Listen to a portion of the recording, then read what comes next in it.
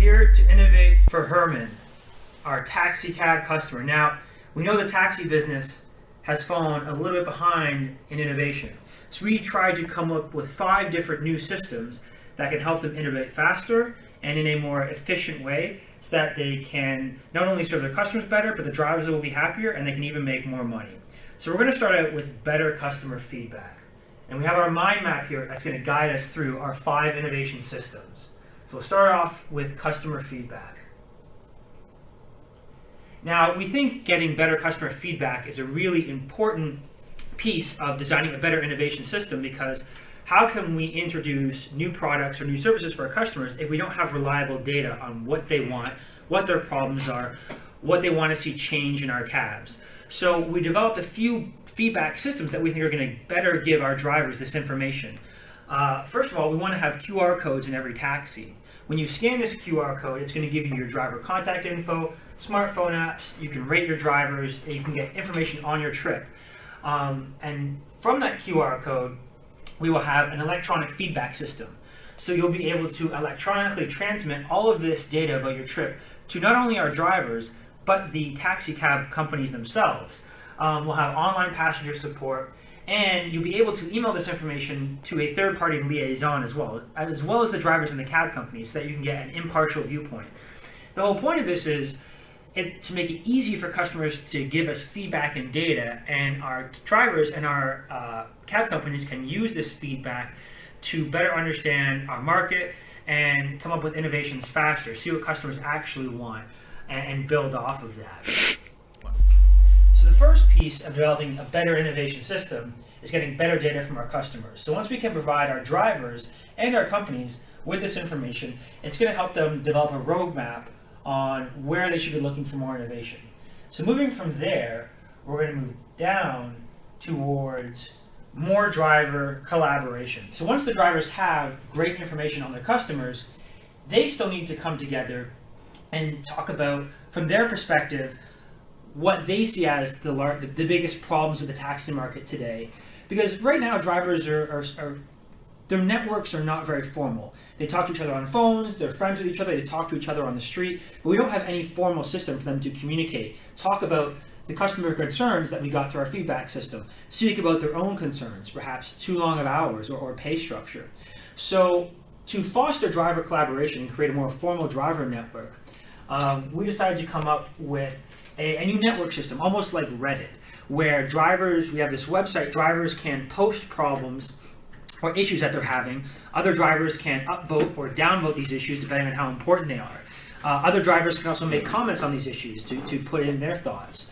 And every few weeks or month, we'd have a third-party mediator take the top 5 concerns of the drivers and present those to company management in a non-biased way. And the third-party mediator could also collect feedback from management and bring it back to the drivers. So not only now do we have information coming in from our customers, but we also have information coming in from our drivers of what they see as the largest problems and largest areas that need innovation in the taxi market. Not only do we have really good information on what our customers want, we have really good information on what our drivers want. And so now, how do we enable our drivers and our cab companies to actually act on this new information to spur innovation, to create this new innovation system? We want to take information and affect real change in our business. And the first area we wanted to adjust to spur innovation was to give drivers more self-initiative, more autonomy in their day-to-day lives, almost like Southwest Airlines. The pilots and the crew have a lot of autonomy to make decisions in the moment to improve the customer experience and improve their own experience of working for Southwest. So we want to give drivers more autonomy. If there's a special fare that they want to give a special level of service above and beyond what's required that they want to give, they might be able to negotiate a special price for that. Now, this autonomy comes, of course, within very strict regulations. Drivers are not going to be haggling every fare. We just want to give them more autonomy in the moment to innovate, to solve problems, to try and work with customers to make things better in real time. We want to remove a lot of the red tape that might be involved in a traditional innovation system and really put innovation in the hands of the people who are experiencing it firsthand, our drivers. Okay, so that's innovation. 2, 1. So not only have we now given our drivers one type of system to innovate faster and prototype on the fly, if you will, which also adds to driver creativity and does make their job a lot more interesting, we also want to look at changing the actual structure of how taxi cab companies are set up to make them more open to innovation. And one problem that we saw was that many of the companies that own cabs take a flat weekly or daily fee from drivers to rent the cars. And so these companies really aren't incentivized to innovate because they get their money regardless. And then the drivers don't want to spend money on innovation because they want to make as much take-home profit as possible after they pay for their lease. So we wanted to change the structure to a structure that you might see in Germany perhaps, where the cab companies actually take a percentage cut of the daily fares. And we want to align these incentives between the cab owners and the cab drivers. And what that's going to do is, if now everybody's getting a percentage of revenues, the goal or the incentive is now for everybody to increase fares, increase revenues. And you do that by providing a better customer service, providing a better service from drivers. And again, you do that by innovating quickly, effectively, and on the fly. So by aligning incentives, we create the need and the demand for innovation both on the side of our cab companies and on the side of our drivers.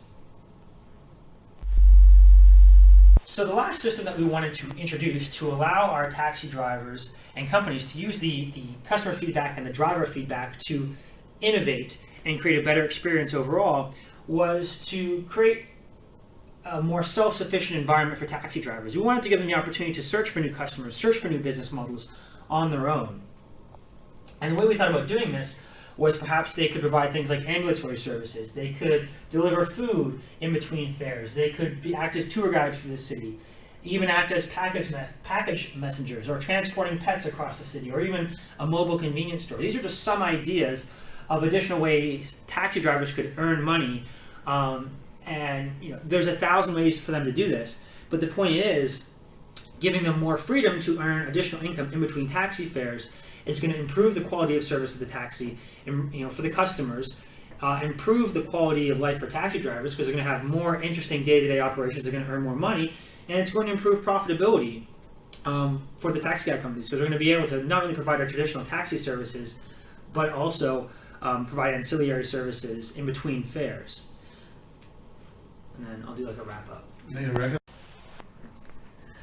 So through this innovation system we have designed, Herman is going to be able to accomplish his goal of providing a stable financial future for his family. He's going to get great information on what customers want. He's going to help the cab companies learn more about what drivers want. And they'll take this information to spur on new innovations, not only to make Herman's life better through giving him more self-autonomy, self-initiative, and allowing him to adopt new business methods. It's also going to make the model more profitable because it's going to better align incentives between taxi cab companies and Herman and allow for new sources of revenue and more customer satisfaction. So this is a great start for Herman, and we really think that going forward this is going to allow him to be a happier, more effective, more profitable taxi driver.